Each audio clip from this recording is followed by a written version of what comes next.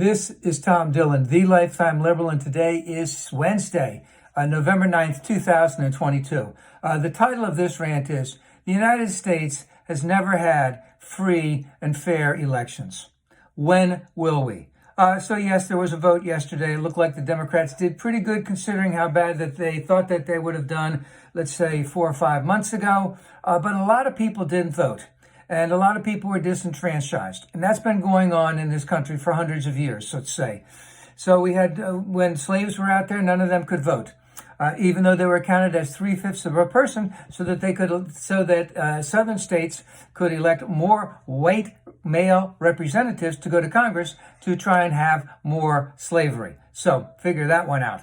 And of course that ended, so to speak, at the end of the Civil War, but by the end of Reconstruction, which was only 12 years later, the white people in the South pretty much got rid of any black people voting, as Reconstruction had stopped in about 1877, and by about 1900, there were very, very few black people who were voting in the South, to the point that by the Civil Rights Act and the Voting Rights Act of 1964 and 1965, that less than 10% of the eligible male black people in the South could vote. Less than 10% were able to vote because of the poll taxes, because of Jim Crow, et cetera, et cetera. So there has been a massive amount of voter fraud, of voter intimidation here in the United States for a long, long time.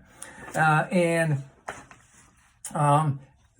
it's not just there, it's not just the racism aspect of it, it's also the misogyny aspect of it. Of course, women couldn't vote until 1920. They were making headwinds or talking about and meeting and protesting, I believe, at least 60 years before that. And even now, let's just talk about right now, is that, hey, how many people didn't vote because they had to take care of their children, because they didn't have a ride, because they had to work and their boss wouldn't let them off of work, because they didn't have enough money to take a bus, etc. It's because they were too old and they really couldn't get out on their own. Why isn't the election day a national holiday, a paid national holiday, so that everyone can vote? Why is it that we don't have all of these things in place where we encourage as many people to vote as possible? We don't have that in the United States. That's not a problem in other countries. Everyone gets to vote. Why do you have to sign up to vote? Why are you not automatically eligible to vote, like I believe it is in Oregon right now? But let's remember that, there really, really is no voter fraud in the U.S. In the sense that people of color, women, and the poor are voting more than once. That's not happening.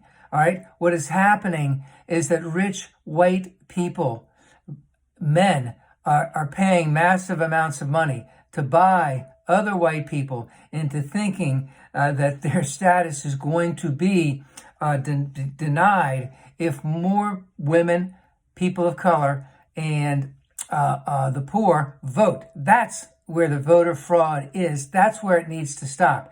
We need to have an election where, let's just say, why can't my sisters and brothers, the people of color, enjoy the same voting privileges that I have had as a white person, let's say, for the last 40-some years? Why can't all of them have those same privileges? It's time that we move on and have this opportunity so that everyone has an opportunity to vote in the United States.